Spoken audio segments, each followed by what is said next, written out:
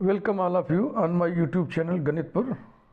इस चैनल पे मैं हायर एजुकेशन मैथमेटिक्स के वीडियोस अपलोड करता हूं। मैं योगेंद्र बहादुर सिंह, और आज एक नई प्लेलिस्ट हम शुरू कर रहे हैं, सिंगुलर पॉइंट्स।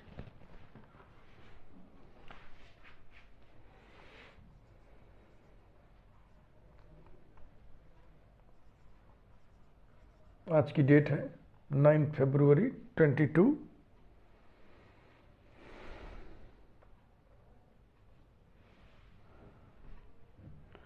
सिंगुलर पॉइंट्स को सामान्य भाषा में, हिंदी में विलक्षण बिंदु कहते हैं।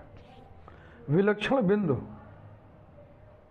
बिंदु की विलक्षणता नहीं, वक्र पर स्थित हुआ बिंदु जहां पर वक्र का स्वभाव विलक्षण हो, उसको विलक्षण बिंदु कहते हैं।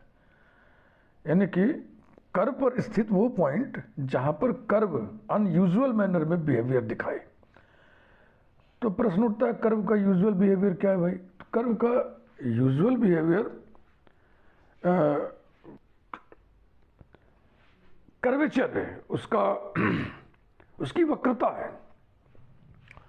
अब इस तरीके से आप कर्व खींच रहे हैं, ऐसे चल रहा है ना। मान लो साइन कर्व खींच रहे हैं तो ऐसे ऐसे चलेगा, कोसाइन कर्व भी ऐसे ही चलता है ना।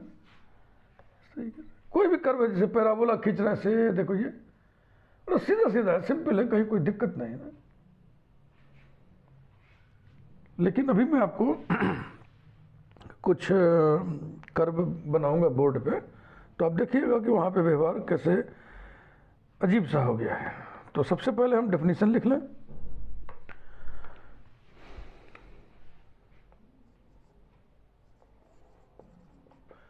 आराम से पढ़िए, सिंपल है,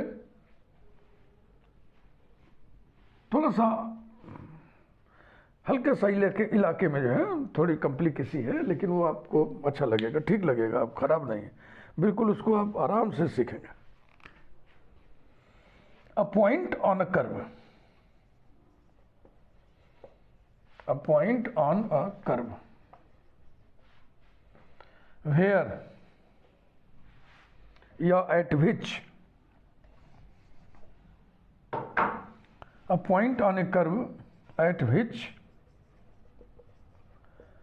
the curve behaves, curve का behavior, the curve behaves in some unusual manner, unusual manner, sorry, is called a singular point, is called a singular point or singularity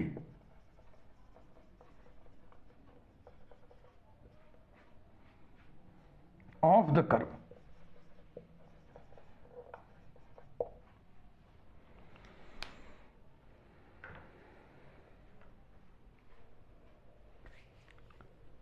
ये सिंगुलर शब्द आपको और भी जगहों पे सुनने को मिलेगा। जैसे कि जब आप डिफरेंशियल इक्वेशंस पढ़ेंगे तो वहाँ पे सॉल्यूशंस का एक प्रकार होता है, सिंगुलर सॉल्यूशंस, विलक्षण हल। फिर वहाँ भी प्रश्न उठेगा, उस हल में, उस सॉल्यूशन में क्या विलक्षणता है? तो विलक्षणता वहाँ ये होती है, थोड़ा सा चर्चा कर ही दे रहा है। किसी भी डिफरेंशियल इक्वेशन का जो जनरल सॉल्यूशन होता है ना, वो एक सॉल्यूशन नहीं होता है, वो असंख्य सॉल्यूशंस का फैमिली होता है, family of infinite number of solutions. और ये परिस्थिति पैदा होती है कांस्टेंट ऑफ इंटीग्रेशन जो मौजूद होता है ना जनरल सॉल्यूशन में, उसके कारण, क्योंकि वो आर्बिट्रेरी कांस्टेंट होता है, उसकी कितनी वैल्यू असाइन कर सकते हैं, असंख्य। तो फैमिली ऑफ कर्व्स होता है जो जनरल सॉल्यूशन है, वो फैमिली ऑफ कर्व्स है। ध्यान सुनिएगा, जो जनरल सॉल्यूशन होता है डिफरेंशियल इक्वेशन का, वो इनफाइनाइट नंबर ऑफ सॉल्यूशंस का फैमिली होता है। अब एक ऐसा सॉल्यूशन भी एग्जिस्ट कर जाए जो इस फैमिली में ना हो, बताओ विलक्षणता नहीं है? अरे भाई, इनफाइनाइट नंबर ऑफ सॉल्यूशंस यदि किसी इक्वेशन के हैं, इनफाइनाइट नंबर ऑफ सॉल्यूशंस, उसके बाद भी कोई सॉल्यूशन है तो विलक्षणता तो ही ना। तो ऐसे ही शब्दों के माध्यम से समझने समझाने की कोशिश की जाती है। जो टर्मिनोलॉजी होता है उसको ध्यान से समझना चाहिए। अब देखो यहां कर्व की बात करते हैं। कॉम्प्लेक्स एनालिसिस पढ़िएगा, वहां पे सिंगुलर पॉइंट्स आते हैं, वहां एनालिटिसिटी से रिलेटेड होते हैं वो। कॉस्मोलॉजी पढ़िएगा, कॉस्मॉस में भी सिंगुलरिटीज होती हैं। सरफेस थियरी पढ़िएगा, वहां पे भी सिंगुलरिटीज होती हैं। तो ये जो सिंगुलर वर्ड है ना, इससे आप बहुत घबराइएगा मत, इससे आप फेमिलियर रहिए, आपसे बार बार मिलेगा। मैथमेटिक्स से आप ताल्लुक़ रखेंगे तो इस पॉइंट से मुलाकातें होती रहेंगी। अब देखो, अब एक कर्व हम खींच रहे हैं, ये तो देखो ये क्या है, शेप कनकेव अपवर्ड। देखो अगर ऐसा है तो इसको हम दो प्रकार से कह सकते हैं कि ये ऊपर की ओर कनकेव है या नीचे की ओर कन्वेक्स है। बोलो ठीक है ना? और अगर ऐसा है तो ऊपर की ओर कन्वेक्स है और नीचे की ओर कनकेव है। अब इसको पढ़ने में या तो ये पढ़ सकते हैं या तो ये पढ़ सकते हैं, तो आपको एक चीज तय करना पड़ेगा कि हम इसी पैटर्न पे सबको पढ़ेंगे। तो हम तय कर लेंगे कि हम अपवर्ड ही पढ़ेंगे। हम इसको बोलेंगे कनकेव अपवर्ड, इसको हम बोलेंगे कन्वेक्स अपवर्ड। अब देखो ये शेप इसको देखने से ये लग रहा है कि कर्व अपवर्ड कनकेविटी लेके आगे बढ़ रहा है। अगर यहां से हमने खींचना शुरू किया तो अपवर्ड कनकेविटी लेके आगे बढ़ रहा है। अब जैसे इस पॉइंट पर आया, इसने अपना नेचर बदल लिया, ऐसा हो गया। अब इस पॉइंट पे गौर करिए, इस पॉइंट के इधर कनकेविटी अपवर्ड का आभास हो रहा है, इस पॉइंट के इधर कन्वेक्स अपवर्ड हो गया ना। तो यही होता है अनयूजुअल बिहेवियर। भाई आप ऐसे चल रहे तो ठीक है, चलते रहिए, तो यूजुअली चल रहा है। अब ऐसे ऐसे चल रहा है, कहीं जाकर के उसने अपना व्यवहार बदल लिया, किसी पॉइंट पर जाकर के उसने अपना व्यवहार बदल लिया, ऐसा। अब एक कर्व चल रहा है, चल रहा है, चल रहा है, चल रहा है, यहां आकर के उसने अपना व्यवहार बदल लिया, यूं चला गया, ये देखो।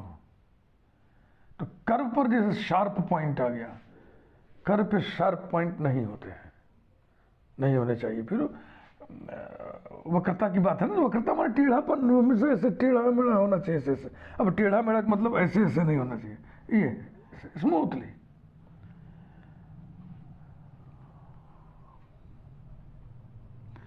अब कर्व ऐसे ऐसे चल रहा है, ऐसे ऐसे चल रहा, अचानक उसने अपने आप को ऐसे काट दिया है,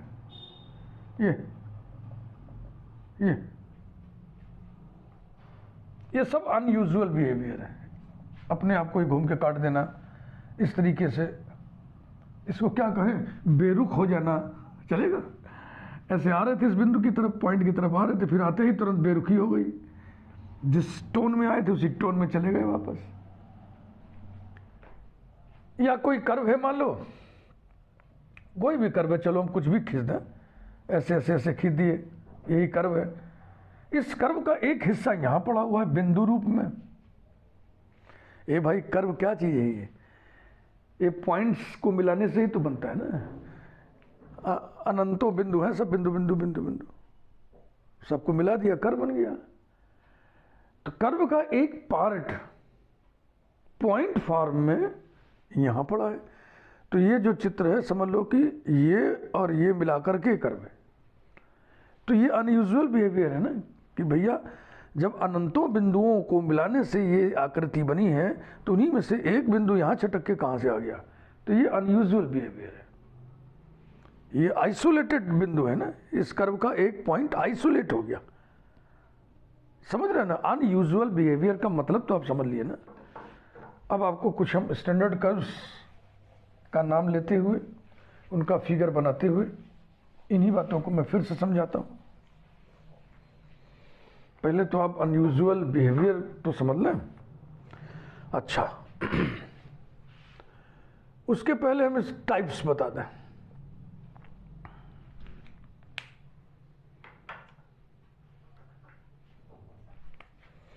टाइप्स, डेफिनेशन हो गया, इसके बाद टाइप्स। दो प्रकार के सिंगुलर पॉइंट्स होते हैं। There are two types of singularities या सिंगुलर पॉइंट्स। कौन कौन से? Points of inflection, points of inflection and multiple points, multiple points, यही दो प्रकार के होते हैं।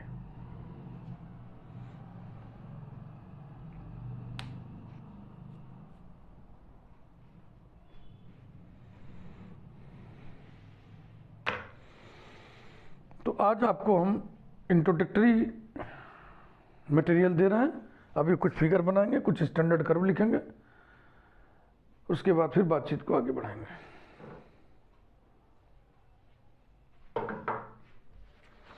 Example 1, cubical parabola.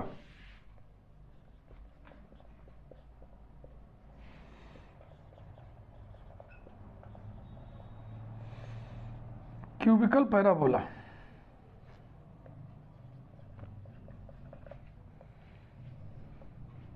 इसका इक्वेशन होता है y equal to x cube, और इसका फिगर होता है ये।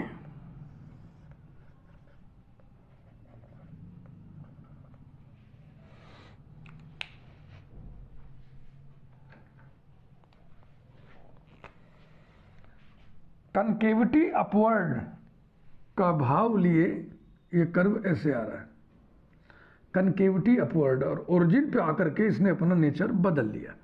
अब ये कन्वेक्सिटी अपवर्ड्स का भाव लिए नीचे जा रहे हैं, ये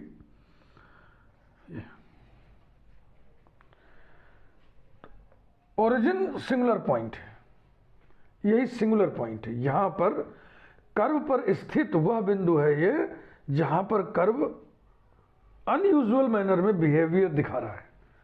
हाँ भाई, बिहेवियर बदल दिया ना उसने, अच्छा खासा ऐसे चल रहा था, अब यहां आकर उसने बदल दिया।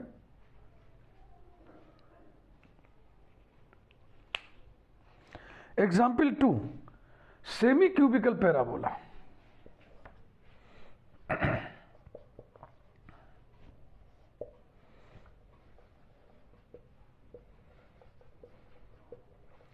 सेमी क्यूबिकल पैराबोला, इसका इक्वेशन होता है y square equal to x cube.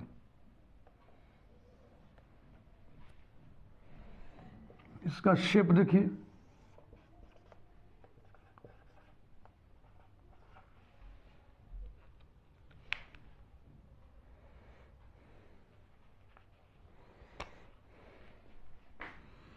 ये ऐसे करवाया, एक्स एक्सिस को छुआ कहां पे? ओरिजिन पे, और फिर उसी भाव में बेरुख हो गया, एक्स एक्सिस को फिर छूते हुए इधर निकल गया। तो यहां पर अनयूजुअल बिहेवियर दिखा रहा है कर्व, तो ये सिंगुलर पॉइंट हो गया, वो सिंगुलर पॉइंट हो गया। यहां देखिए, इस ब्रांच के लिए टेंजेंट कौन है? ये एक्स एक्सिस, और इस ब्रांच के लिए टेंजेंट कौन है? X axis. यहां देखें, इस ब्रांच के लिए टेंजेंट कौन है? X axis. इस ब्रांच के लिए टेंजेंट कौन है? X axis. इसी बहाने cubical parabola, semi cubical parabola आपके सामने आ गए। इन कर्व्स को भी ध्यान में रखना चाहिए।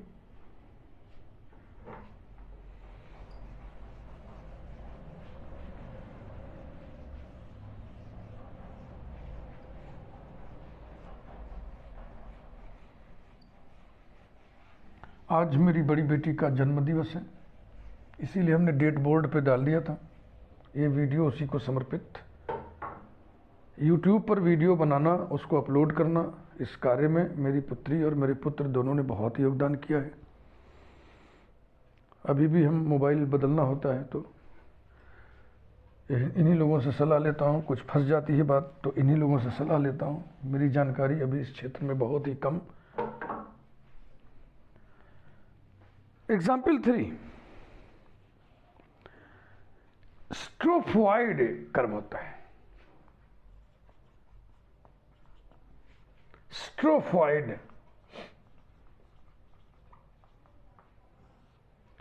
स्टूडियो की व्यवस्था कैसे, कहाँ क्या बनेगा, कैसे लाइटिंग होगी, ये सब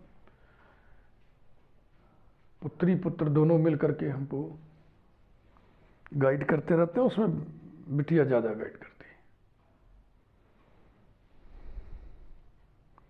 तेरा तुझको अर्पण मोटिवेशनल वीडियो जो मैंने पहला बनाया हुआ है, उसको शूट उसी ने किया था। उसको आप देखेंगे तो आपको लगेगा कि कोई शूटिंग किया है, ये स्टैंड पर कैमरा लगा के नहीं किया गया है। स्ट्रोफॉइड, इसका एक क्वेश्चन होता है, y square is equal to y square into a minus x is equal to x square into a plus x. अब सिंगुलर पॉइंट्स जब चैप्टर में आप पहुंचे हैं तो आप कर्व ट्रेसिंग के लिए तैयार हो रहे हैं, कर्व्स के बारे में आपको जानकारी होनी शुरू हो गई है, एसिम्प्टोट्स आप पढ़ चुके हैं, टेंजेंट्स एट द ओरिजिन वगैरह निकालना आप सब जानते हैं ना, बहुत कुछ आप जानते हैं, सिमेट्री वगैरह भी थोड़ी बहुत आप जान गए होंगे। इस कर्व का एसिम्प्टोट है x इक्वल टू ए, क्योंकि ये a माइनस एक्स यहाँ करेंगे ना बटे में, तो हम देखेंगे कि जैसे जैसे x a को टेंड करेगा वैसे वैसे y इन्फिनिटी को टेंड करेगा, यानी x equal to a is the asymptote, x equal to a is the asymptote.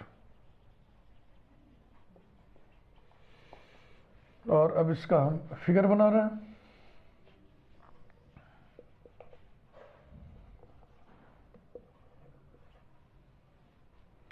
x equal to ए पहले लाइन खींचा हमने, एसिम्प्टोट को डॉटेड डॉटेड लाइन ही खींचते हैं, ऐसा चलन है, आप नहीं खींचोगे तो कोई दिक्कत थोड़ी।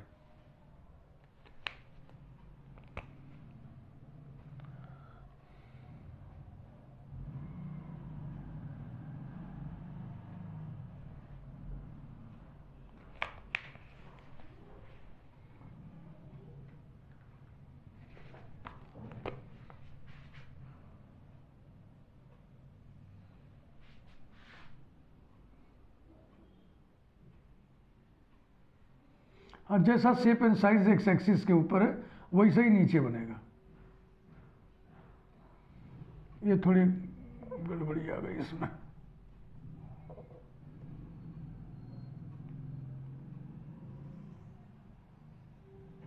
हाँ ये डिस्टेंस बराबर होता है। तो यहाँ पे देखो ये ओरिजिन पर कर्व अनयूजुअल बिहेवियर दिखा रहा है ना। अब ऐसे आया, उसके बाद यहाँ से यूँ क्रॉस करते हुए इधर चला गया, और इस लाइन को कहाँ पे जाके छू रहा है, इन्फिनिटी पर, तो ये लाइन क्या हो गया, asymptote. Origin is singular point on that curve on the strophoid, origin is singular point on semi cubical parabola, origin is singular point on cubical parabola. Example 4। हाँ, बढ़िया से फिगर बनाइए, ये अगर आप नोट्स बनाते हैं, अच्छा आपको लगता है तो जरूर इन सब चीज़ों को लिखिए। नेक्स्ट, बहुत ही बढ़िया कर्व हम उठा रहे हैं, और ये कर्व प्रायः बच्चे नहीं याद रखते हैं, इसलिए जब भी हमें कर्व्स के बारे में कुछ बताने का मौका मिलता है तो इस कर्व को हम घुसेड़ते हैं किसी तरह से, ताकि ये आपके सामने बार बार आए तो याद रहे। r equal to a into sec theta plus cos theta. इसका कार्टेशियन इक्वेशन आप लिखोगे तो ऐसा आएगा, y square is equal to x square into 2a minus x upon x minus a. तो x जब a को टेंड करेगा तो y इन्फिनिटी को टेंड करेगा। इससे ये इशारा मिल रहा है कि x equal to a asymptote है, x equal to a is the asymptote, और कोई एसिम्प्टोट नहीं आता इसमें, is the asymptote.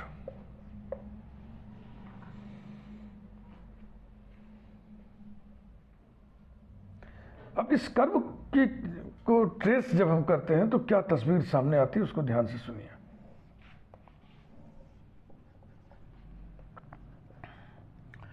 x equal to a asymptote हो गया,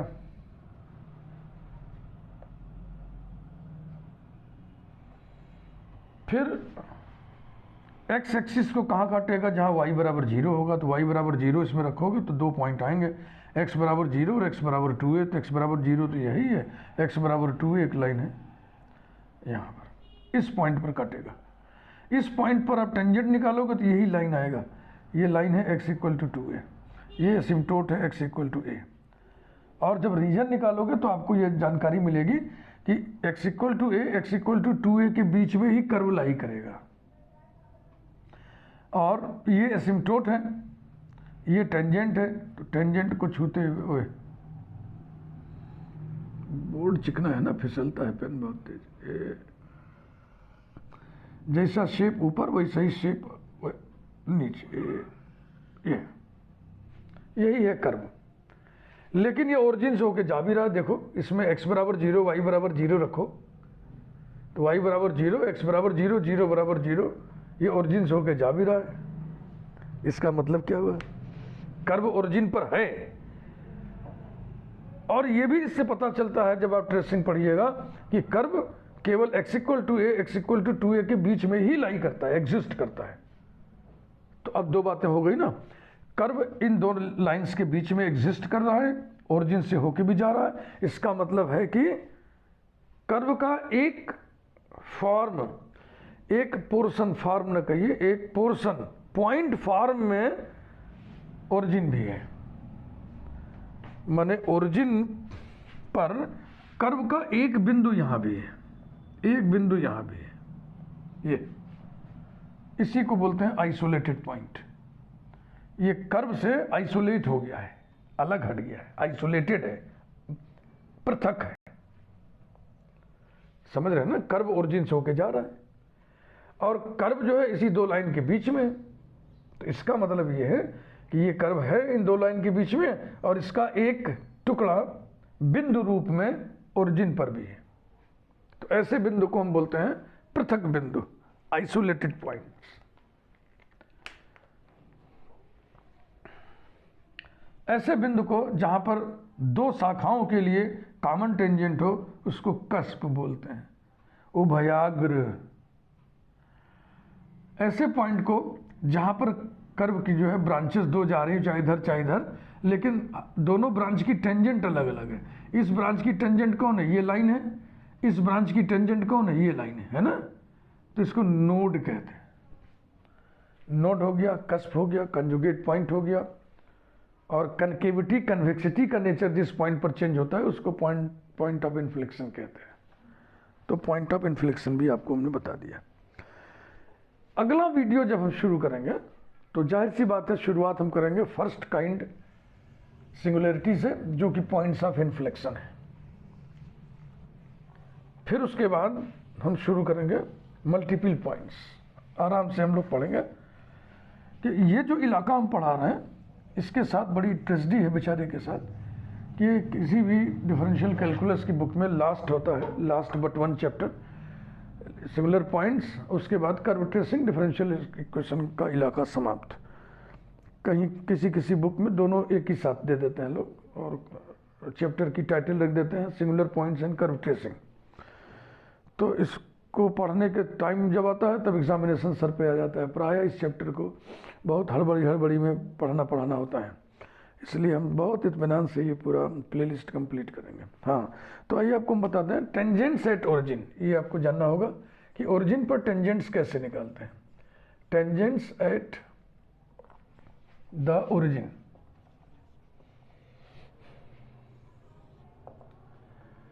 ए, Cartesian treatment.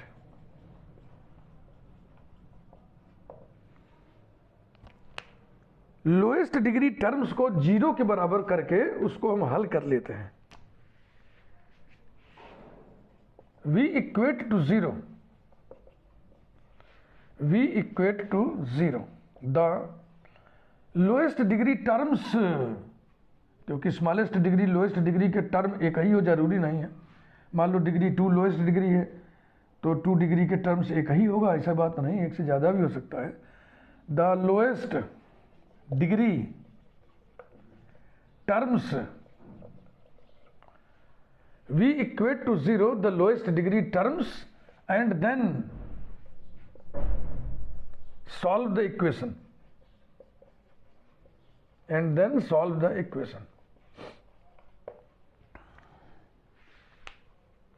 B, polar treatment।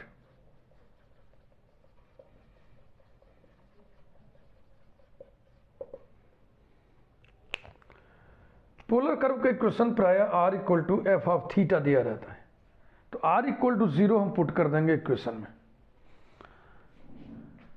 We put r equal to 0 in the equation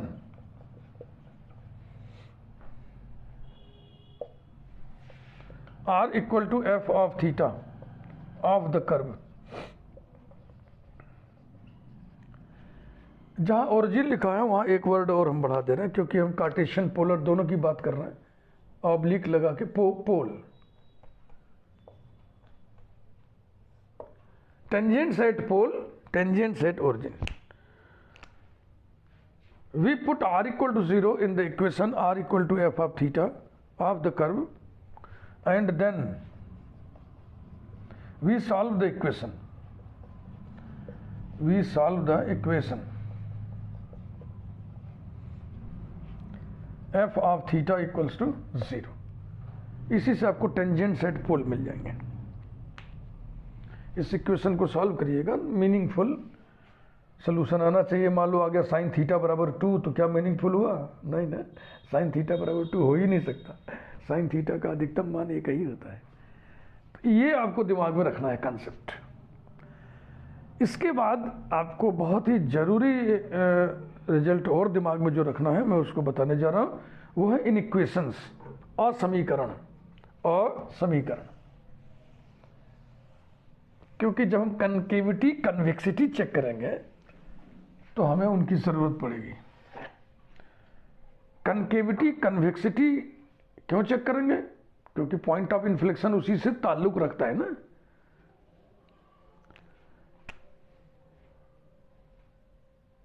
useful लिख दे रहे हैं, उपयोगी, इंपॉर्टेंट तो है ही। यूजफुल इन इक्वेशंस,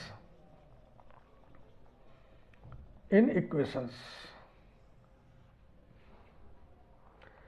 इन्हें भी हम दो कैटेगरी में बांट रहे हैं। कैटेगरी एक, पहला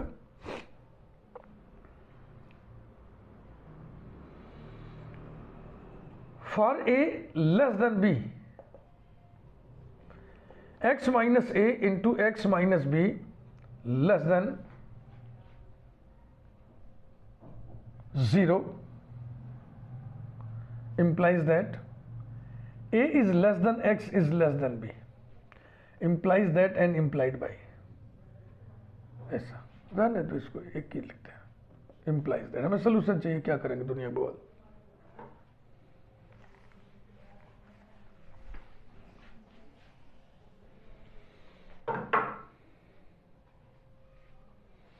ऐसा होने से ऐसा भी होगा ना, क्योंकि x माइनस ए पॉजिटिव आएगा और x माइनस बी निगेटिव आएगा, दोनों का प्रोडक्ट नेगेटिव होगा। ओके,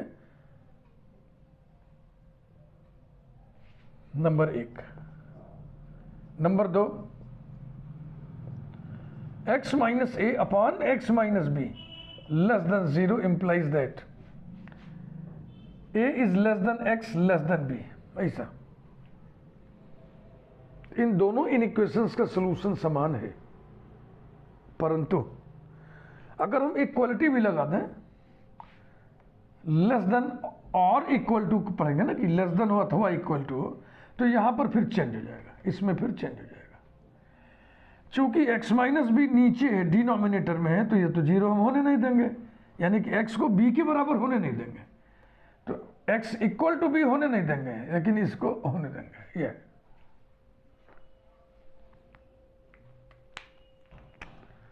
b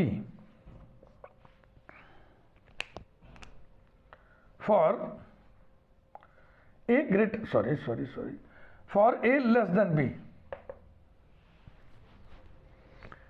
नंबर एक, x minus a into x minus b greater than और equal to 0 implies that x is less than और equal to a and x is greater than और equal to b। ये solution होता है इसका।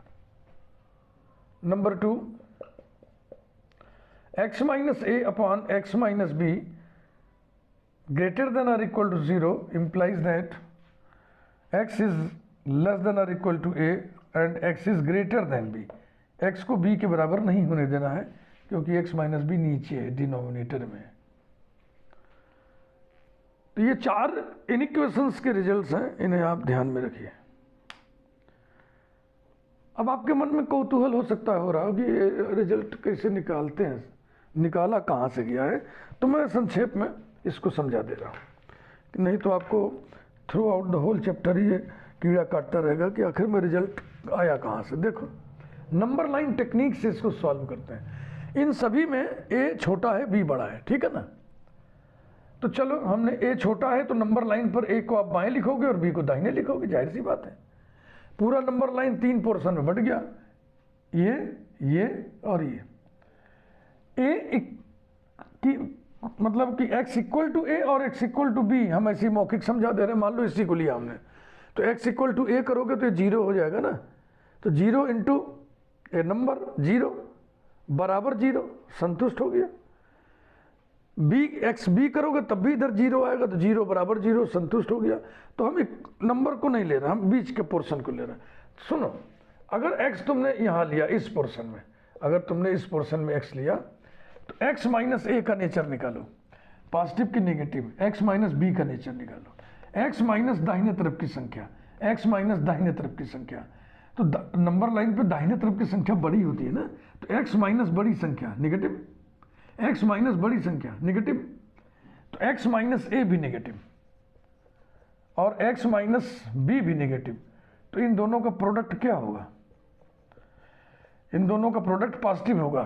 क्या इसको संतुष्ट करेगा? नहीं ना, ये तो लिखा है लेस देन 0 हो या बराबर 0 हो, तो ग्रेटर देन 0 आ गया। इसका मतलब इस पोर्शन में जो x है वो इस इनइक्वेशन को संतुष्ट नहीं कर रहा है, यानी सोल्यूशन इस क्षेत्र में नहीं होगा। आइए इस क्षेत्र को चेक कर लें। जब तुम x यहाँ लोगे तो देखो x minus a, x minus b का नेचर निकालो।